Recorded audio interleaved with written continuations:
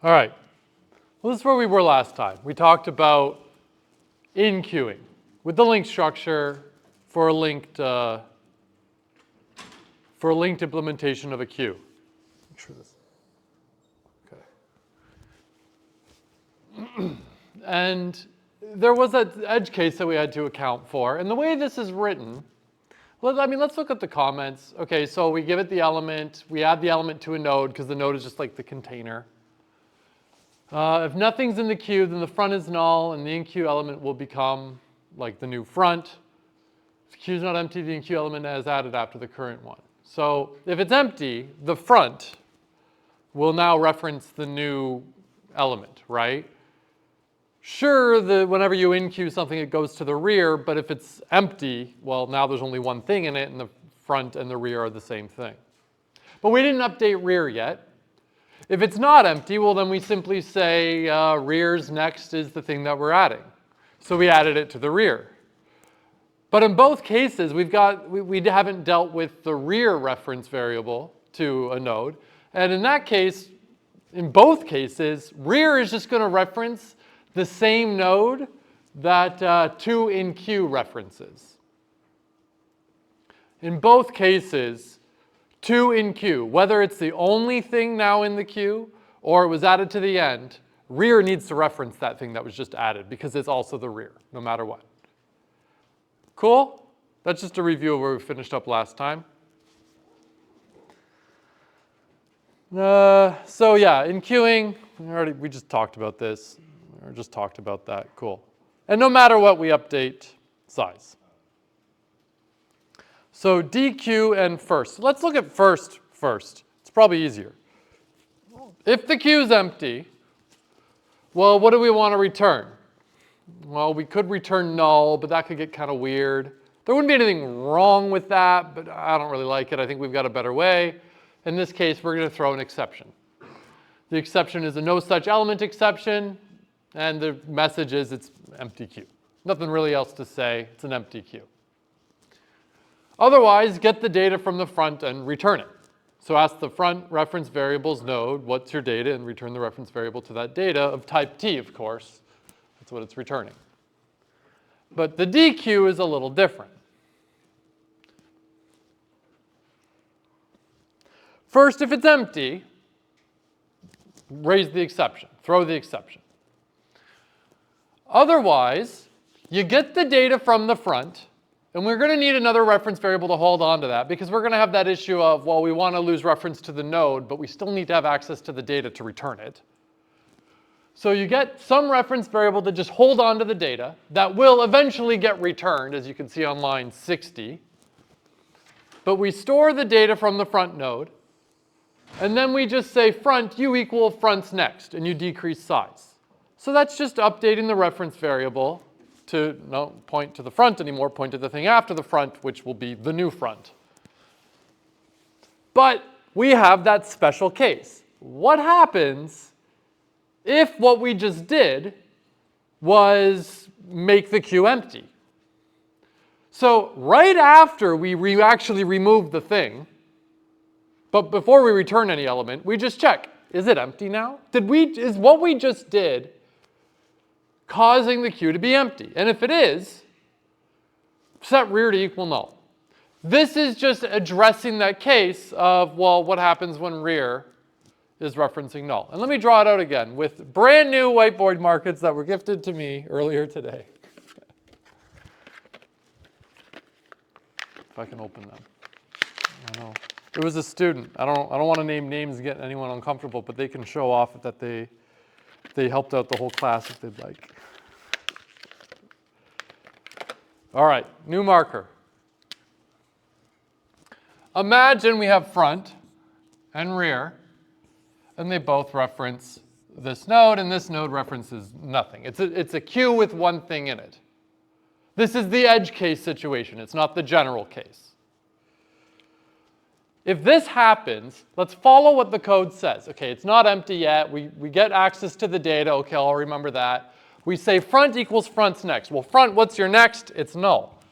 So front will now reference, I'll just draw this going around, and I'll have it reference the same dot to represent null. So front reference is null, which is good, that's correct. We decrease size, but we've got that funny case of rear still referencing the node that's really not supposed to be there anymore.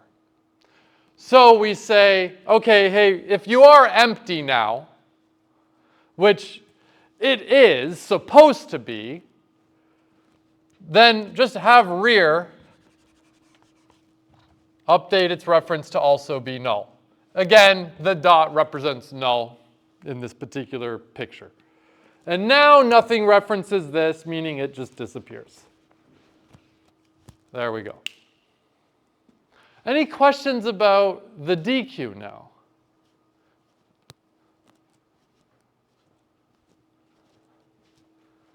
Everyone really gets it 100%? No questions, no nothing? Everyone's happy?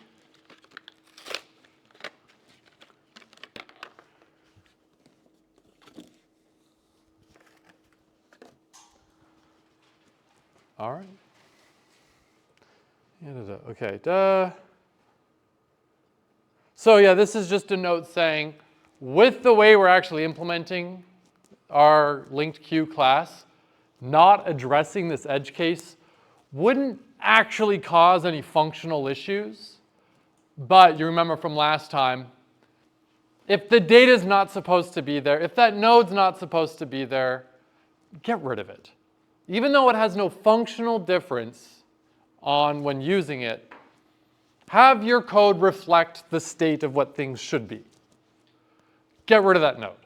Have rear reference null. It's much better. Your code is cleaner.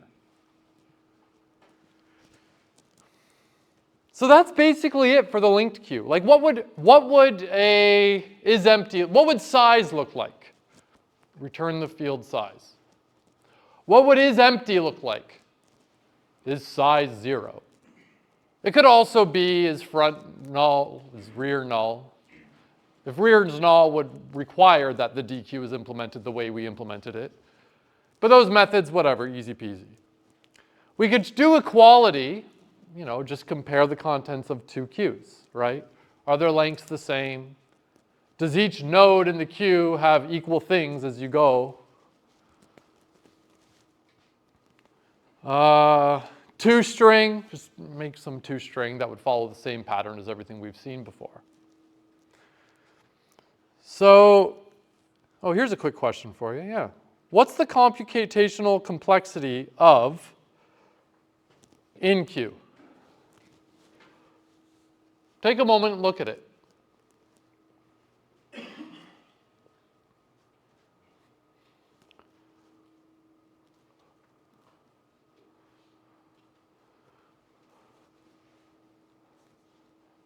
As a quick trick, look for loops. You see any loops? Does the amount of work that needs to get done change depending on the size of the queue? No. This is going to be constant time, which is awesome. We love constant time things. What about DQ? It's the same idea. The total amount of work we have to do with DQ does not depend on how big the queue is. The queue could have nothing in it, one thing in it, a billion things in it. It's still that number of steps. That's it. So both of these are actually constant time, which is great. We love when things are constant time. That's like the best case scenario. It's not going to take longer if the queue is bigger. Variations. So priority queue. I was talking about this a little bit yesterday. A priority queue, that's like when you go to the hospital, right? You're triaged. Sure, you may have been there before the person that comes in with a gunshot wound, but they're probably going to be helped before you, right? They've got a higher priority. Sure, it is first come, first serve, but priority is important. People can jump the line based on how severe their problem is. That's what a priority queue is. And that's what you'll be doing in assignment 3. Now, people tend to get like confused about like, well, is a higher priority more important or is a lower priority more important? That's entirely up to you. That's an implementation detail, right? Like, do things with a lower priority come out of the queue before things with a higher priority, or vice versa? Well, that depends on what you want to do and what your metrics mean, right? If triage, I don't know the words they use for triage, but if someone comes in with a severity of like 7 and you have a severity of 3, maybe 7 means like, yeah, they probably should be helped before you, right? Or for all I know, maybe 3, like the lower number, is more important. I don't know. So what the number means is entirely context dependent. But yeah, yeah, that's just the example. The idea with a priority queue is think of a queue. Think of a queue, try to even ignore think of a queue as a box. You've just got a box. Imagine I have a cardboard box sitting right here. And we can play the same game with a stack too. We visualize a stack as a stack of plates or whatever. We visualize a queue as literally like a line, right? We can visualize it like that. But more abstractly speaking, all I care about for a queue is, imagine I have a box here. I put a bunch of things in that box. I don't care about the order. What I care about is when I say, okay, I'm going to remove something from that box. I got to get the first thing that was added to that box. I do it again. I better get the next thing that was added to the box, right? The actual configuration of the data is entirely arbitrary. It doesn't matter at all. It matters for our implementation because of how we designed it to work. But when it comes to what a queue is, I've got a cardboard box, and I just add things to it, and I remove things, and they come out in the correct order.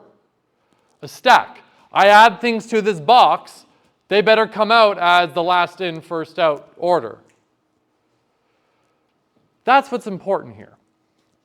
So with a priority queue, what matters is I'm adding things to this box, but the order that they come out of the box is based on their priority ordering.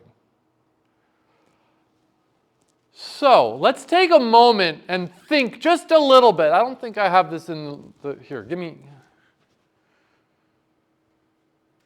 Yes, I do talk about this here. Great.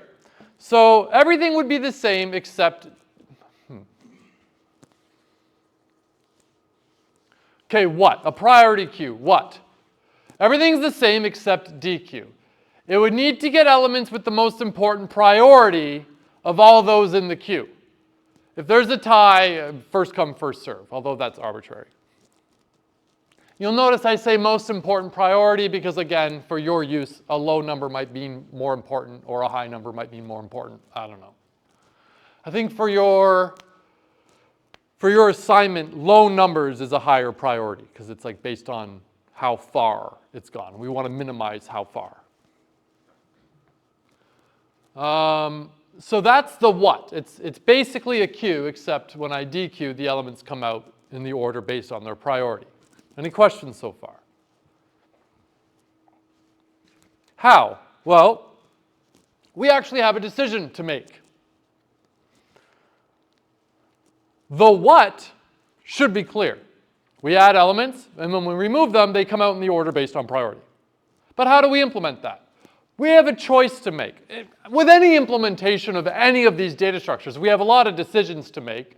But in this particular example, I find it really interesting because we have two reasonably good choices. On in-queue, we could do this. Whenever we in-queue something, we insert the element. Imagine I've got a queue. It's like a linear collection, right? Like, just go back to visualizing a line of people that have some priority associated with them, and they're in their correct order as it is. And I want to go add a new thing. I could in-queue such that when I add that person, unlike a regular queue where they always go to the rear, what I could do is do like a linear search through the queue and be like, okay, well, where do you actually go and fit? And then insert wherever they belong, right? Maybe they go in front of everybody, maybe they go to the end, or maybe they go in the middle. I don't know. But the point is, the order of the elements will always be maintained based on their priority. The thing at the front always has the most important priority. The thing at the end has the least important, or tied for the least important. So on in queue, we find where the element goes and put it there. And then on DQ, it's the same as a regular queue. You just go and you eliminate the thing from the front. That's it. So with this strategy, our DQ is the same. It's constant time. But our in queue is different because we have to find where the element actually goes. We have to go through the collection and go, do you go here? No. Do you go here? No. Do you go here? No.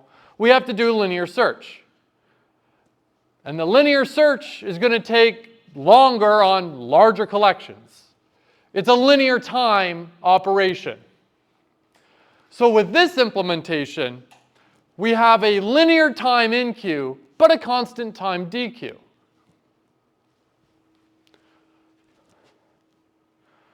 On the other hand, it doesn't matter at all that the elements in the queue are ordered. What matters is that they come out in order. So what I could do instead is every in queue, just add it to the end of the collection.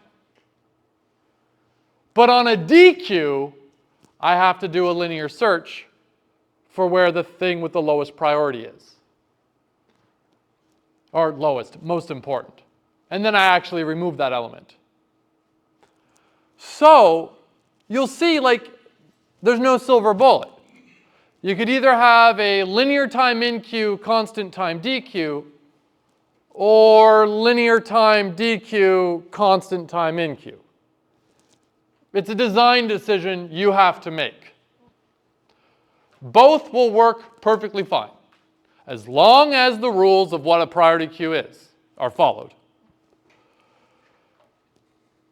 What do you think you would do if you're implementing it, and why? Take a moment and think about it. Why would you choose one of these two implementations over the other? Actually, before asking that, are there any questions about the difference between what I mean? Let me just summarize again. Option 1, your DQ is the same as a regular queue, but your in queue does a linear search through your collection to insert the element where it belongs, and the data is always ordered. The other option is, I don't give a shit where I add it, I just keep adding it to the end, but when I do a DQ, I just have to go find the one that should actually come out. Those are the two options. What would you use, and why? I'm not going to suggest one's necessarily better than the other. I'm just curious what people think. Like, what rationalization do you have?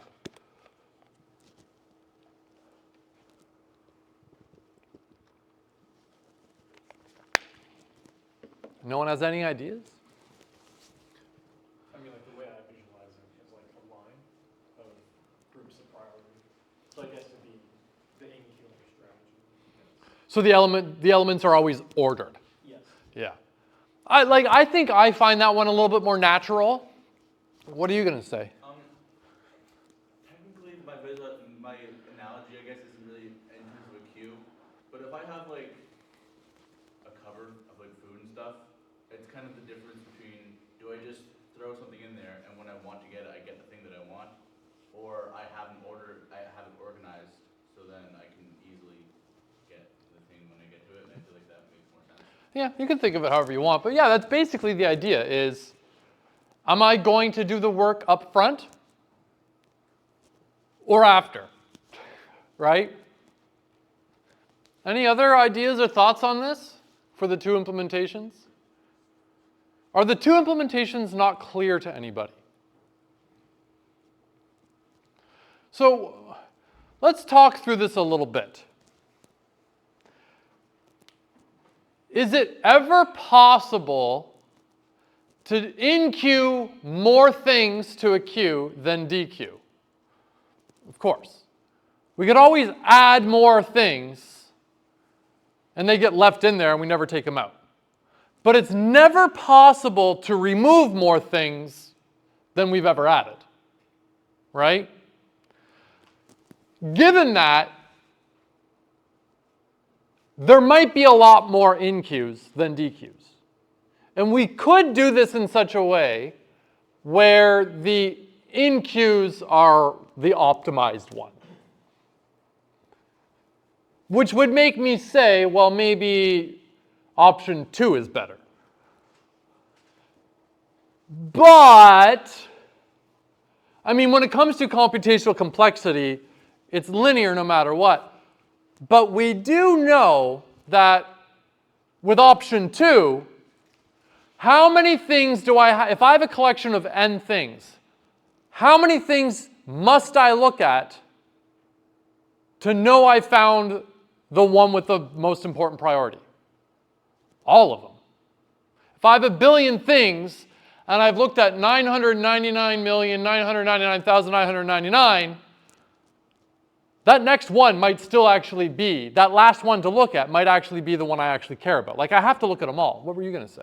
Well, you could just set a variable to have the highest priority, and then when you find the first thing in the queue that has that priority, just return it. But then what happens after I want to dequeue again? And then that reference variable isn't referencing the thing with the next highest priority. You're not wrong. And maybe there are situations where that nuance will actually be like a really good optimization. But in general, that breaks after we use it once, right? Yeah. So no matter what, with the second option, we have to. Every DQ must look at all n things.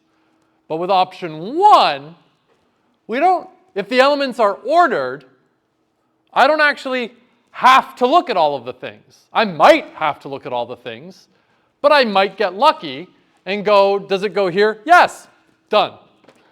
Right? On average, it's going to be somewhere in the middle. And I know that's still linear time, but I can still rationalize that maybe option 1 is a little bit faster because option 2 must be linear every time, or option 1, maybe I'll win sometimes. But then again, option 2 is like more optimal for more in queues than D queues. So at the end of the day, it doesn't matter. Based on like computational complexity, I'm certain what we could do is if we really wanted to, we could implement both and actually test it like empirically to see what comes out better on average. We could do that. But from a theory, like a purely like based on asymptotic notation, it's the same. It's just which one do you want to do? And it doesn't really matter at the end of the day. Both are entirely correct. And I really like priority queues to show this because it emphasizes that it's not even about how the data is stored. We need to think about a priority queue as a more abstract thing. We need to think about a queue as a more abstract thing than its implementation. We need to think about a stack as a more abstract thing than its implementation. All that matters is I have this box that I add things, and then when I remove the things, they come out in the order that they're supposed to come out. That's what's important here. The implementation, I don't give a shit. Again, I know I always make these statements though, and I know in a class on how to build data structures, we do care about how we build the data structures. But that's me trying to balance the line of the what and the how, right? For emphasizing that abstraction. So we kind of have to wear two hats in this course a little bit. Any last questions about this linked queue implementation? Is that your hand? No. Are you sure? Are you really sure? You don't have any questions?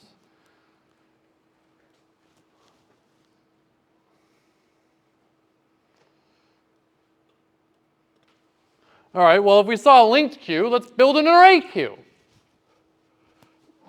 Has anyone spent some time thinking like, okay, we build a linked queue. I guess we could build an array queue.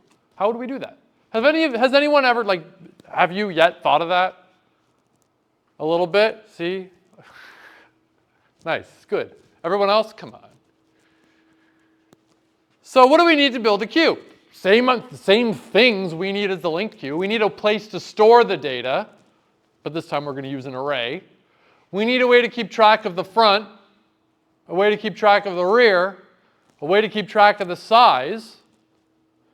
That's what we need, so let's start using these things. We're going to use an array though, not a linked structure. So let's think about how we could implement this. And if you have spent time thinking about how you would implement this with an array, you may have noticed some potential issues. So here's the first idea. Okay, have an array. Keep track of the front by simply always having the front of the queue at index 0. Cool? Keep track of the rear as some index of where the next thing is, just like a stack. Okay? So it would look something like this.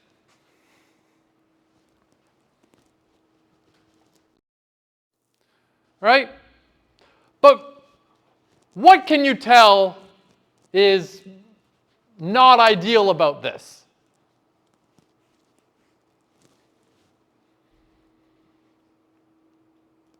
No one has any ideas about why this might suck? What do you say? When you have to input something, you have to move everything on one side of it, or if you're going to take something out, you have to move everything on. It's really only the removing. DQ we just keep adding to the end. But whenever we InQ, you always add to the end. But DQ, if I eliminate the thing at index 0, okay, great, but the front's always got to be index 0. And right now, assuming we just removed the light blue box, we've got a gap. So we can move everything down to get rid of that gap. So the thing at index 1 gets moved to index 0. The thing at index 2 gets moved to index 1, and so on and so on and so on. With this idea, your InQ is going to be constant time. It's always just add it to the next index, increase the index. But your DQ, that's linear time. And it's linear time because if I've got n things in the queue and I eliminate one, I got to move all n minus 1 things down 1. And as n gets bigger, I have more work to do. In fact, I have a linear amount of more work to do. So not bad. I mean, a linear time operation when it comes to linear data structures is kind of what to be expected a lot of times. Linear is by no means like something to be terrified of. I mean, constant time is obviously better. And we saw that the linked implementation was constant time for both. So this feels kind of shitty though.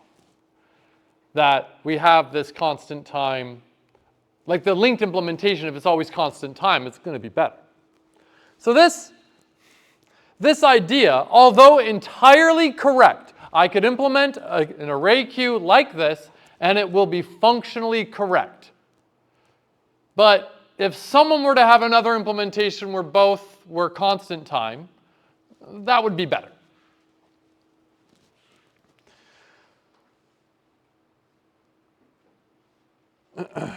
So yeah, this is showing when I InQ something, you just add it to the end, update where the rear is.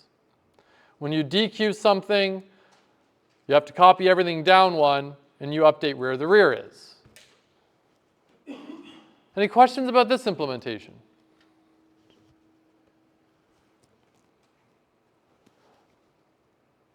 So will it work? Yes, of course it'll work. It's going to be functionally correct. It's going to be what a queue is supposed to be. That's good.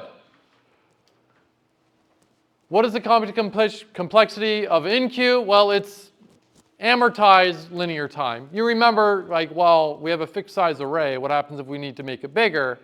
We have that expand capacity thing. But do you remember, let me say this again. Expand capacity. What is the computational complexity of expanding the capacity of the array? Remember, expanding the capacity isn't really the right word. It's make a new array that's twice as big as the original and copy all the original content over. Well, it's linear time operation because if I have an array of size n, I make an array of size 2n, I have to copy all n things over, right? It's linear time. So you might say, well, your InQ might be linear time. Yes, it would be linear time that one time that the InQ calls expand capacity, But every other time you call expand capacity, every other time you call InQ that you don't call expand capacity, we don't have to worry about it. Like it's linear, or it's constant time. Is that clear? In fact, I create an array of size n. How many constant time InQs do I get before I have to call expand capacity? It's not a trick question.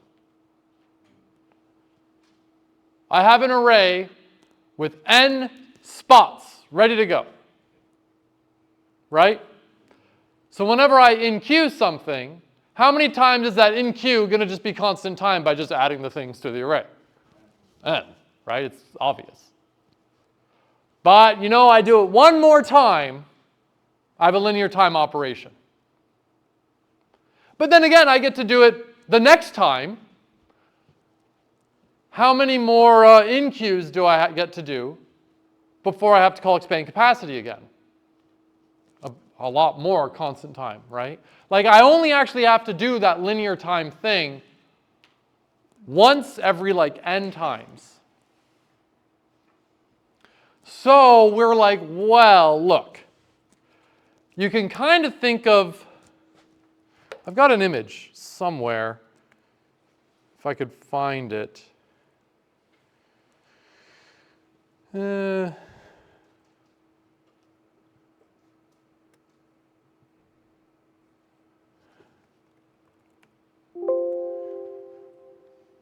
Maybe it's under algorithm.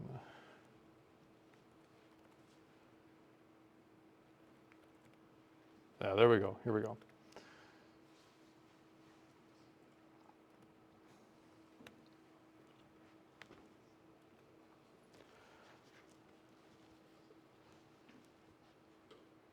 Think of it like this, right? If I have an array of size n, that's what the bottom thing is, right? And I have to I get to add, the total amount of work is going to be represented on the y-axis. Okay?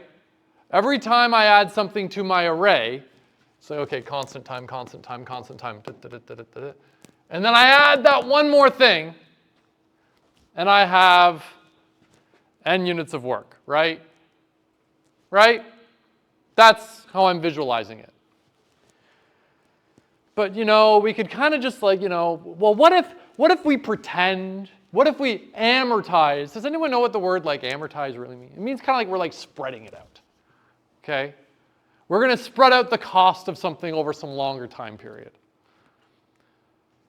If I got to do n constant time things, and then I had to do one linear thing, like n units of work, let's just pretend I did 2 units of work n times. Well, 2 units of work is still constant time. So it's still constant time, but it's amortized constant time. So that's what I mean when I said it's amortized constant time. We all know that it's not as purely constant, but it is. But it isn't, but it is.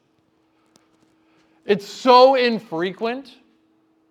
The linear time operation is so infrequent that we kind of just it doesn't really matter so much. Any questions about that? Cool. All right. What's the computational complexity of a DQ? It's n, because we got to shuffle everything down one in the array. And the drawback of idea 1 is the linear time DQ. It sucks, because the linked queue implementation had a constant time DQ. So obviously that's better. Idea 2. Okay, well, we don't want linear time DQs. That sucks. So here's a modification to idea 1. The modification to idea 1 is, well, we'll keep track of both where the front is and where the rear is. Every time I add something, I just add it to where the rear is. But every time I remove something, I eliminate it, but I update where the front is. So sure, index 0 might be empty, but I don't really care anymore because the front is really at index 1 now. Yeah? Does that make sense? So, sure there's a gap, but not really, because where I care in the array is just kind of like moving.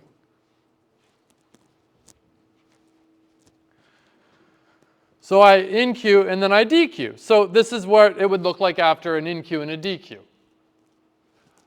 This is my data structure, right? The front is index 1. If I want a dq, just eliminate for wherever the front is, 1. Where's the rear? It's index 5. And the size is always just the difference between the two, the front and the rear, right? Where's the rear? Where's the front? What's the difference? That's how many things there are. There we go. Cool.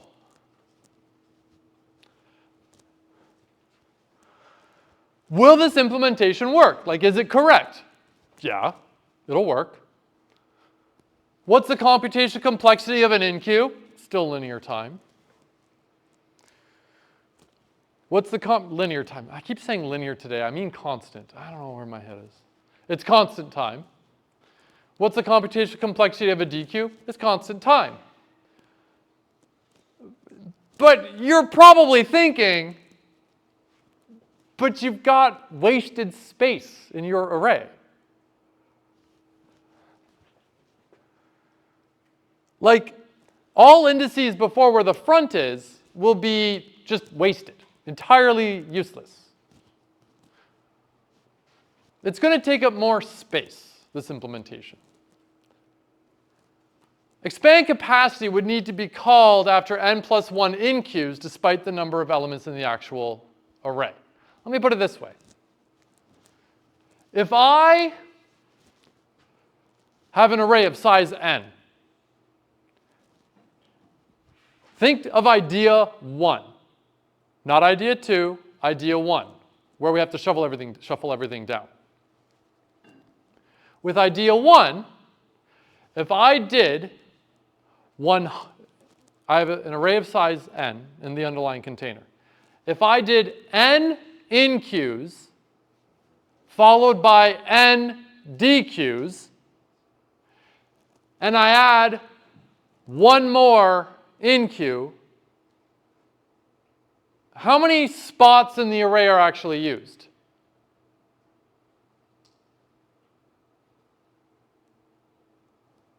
Well, maybe this is a simple question, so I probably worded this weird.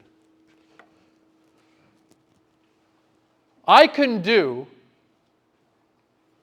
n inqs.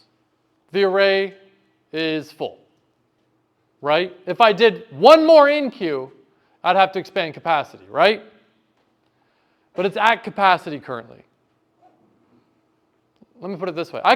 And then I do one dq. Okay, so this thing's eliminated. We move everything down 1. And I do one more inq. How many things are in the array? N.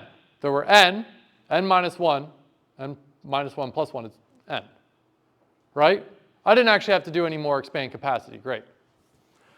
But with idea 2, I would still have to do an expand capacity. Because the front is at index 1, right? So this, I'm going to have to do, with idea 1, I only need to do an expand capacity whenever the array is full.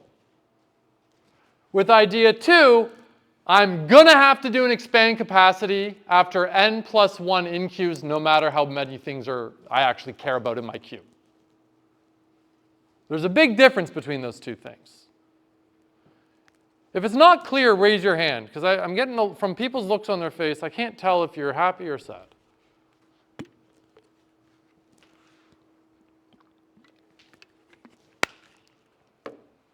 Okay, I'm going to assume you're happy. So here's idea 3. What if we pretend, look, the array it's a line, right? What comes before index 0? Nothing. What comes after index, the last index? nothing. It doesn't exist. It's it. That's it. But we can pretend that's not how it is.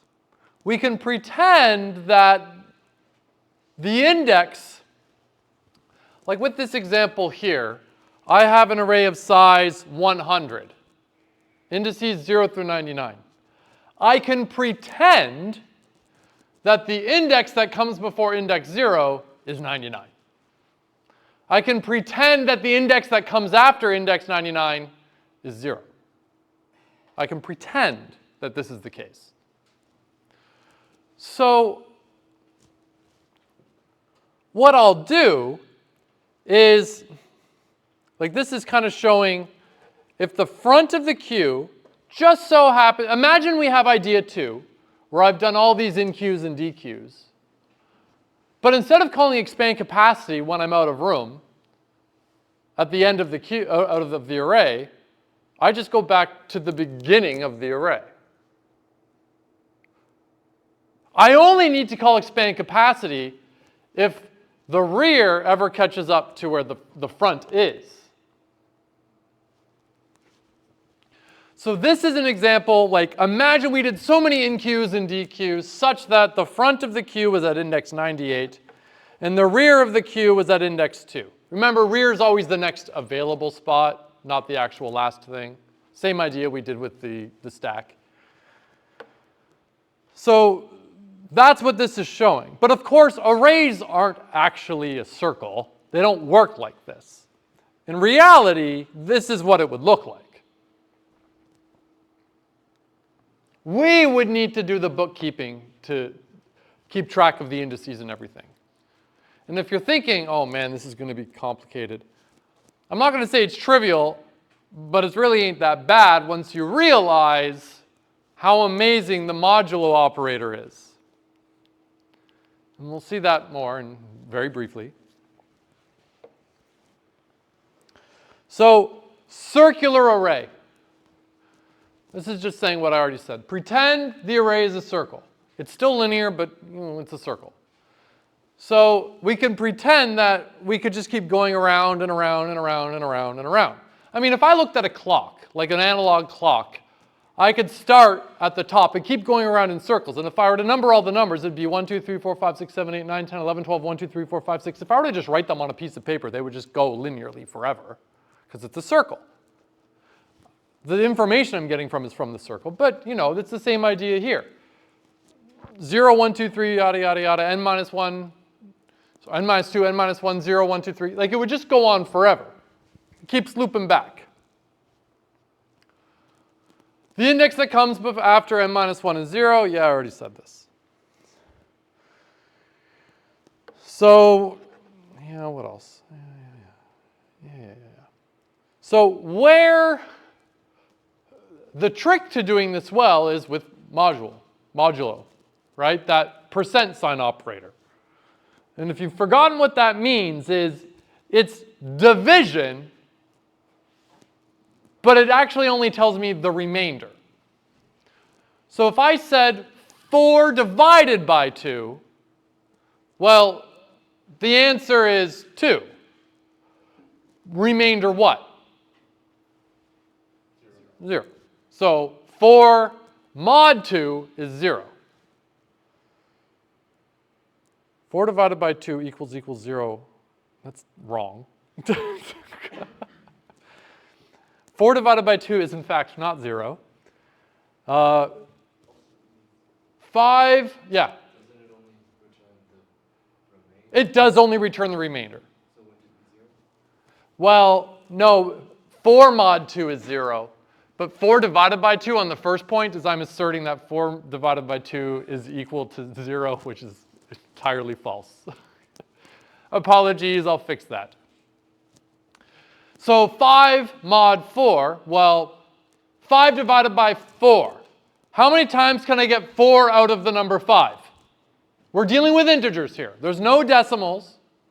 Once, right? What am I left over with? 1. So 5 mod 4 is 1. 7 mod 8, how many times can I get 8 out of the number 7? 0. I can't get 8 out of 7. What's left over? 7. Right? Notice that like when the number on the left-hand side is smaller than the number on the right-hand side, you always get the number on the left-hand side.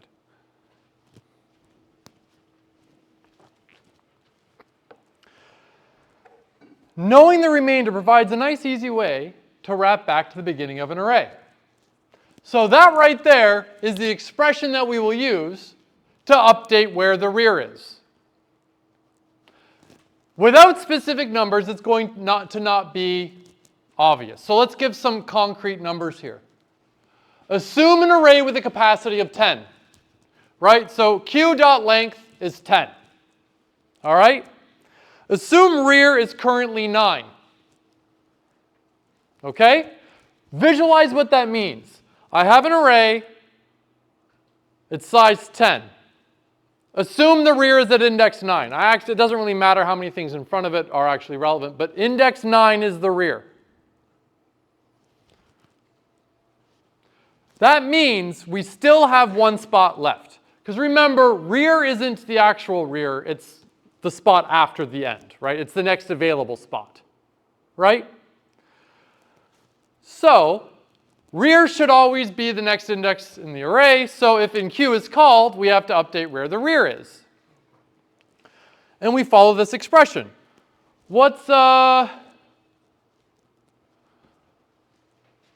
If I follow this expression, there's one spot left. I can add the thing to index 9, and rear should then become 10. But of course, there is no index 10 in an array of length 10. It needs to wrap back down to 0, right? So 9 plus 1 is 10. And then 10 mod 10 is what? Well, how many times can I get 10 out of the number 10? Once. Remainder what? 0. Oh, rear becomes 0. So all it is you increment rear, but you always mod it by the length of the array. If the rear is at index 0, and the array length is 10, I add something, rear needs to get updated. What's 0 plus 1? What's 1 mod 10? How many times can I get 10 out of the number 1? What's left over? 1. Great. I update rear again. What's 1 plus 1? 2. What's 10 divided by 2? 0. Remainder? 2.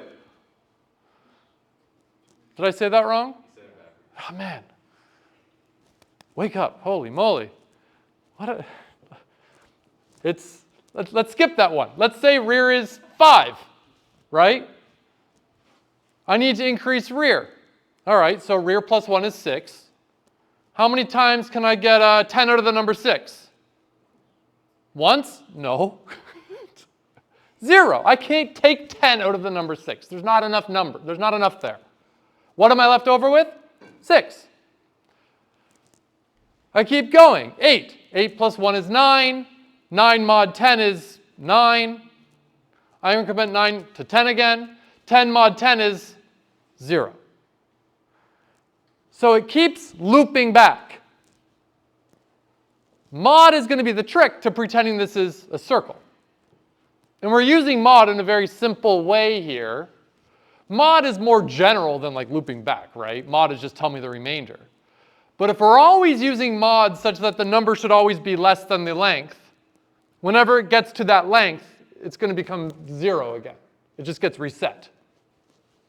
If this isn't clear to you, just work out a couple of examples on paper, and it will become very clear.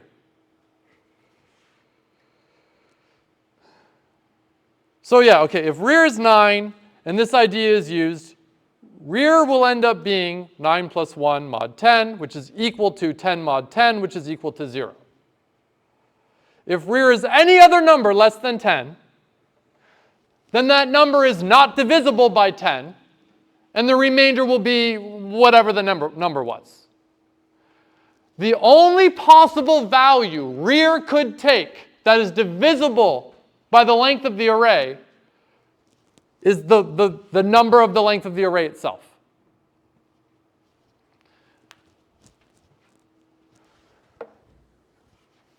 Okay, we'll pick up here next time.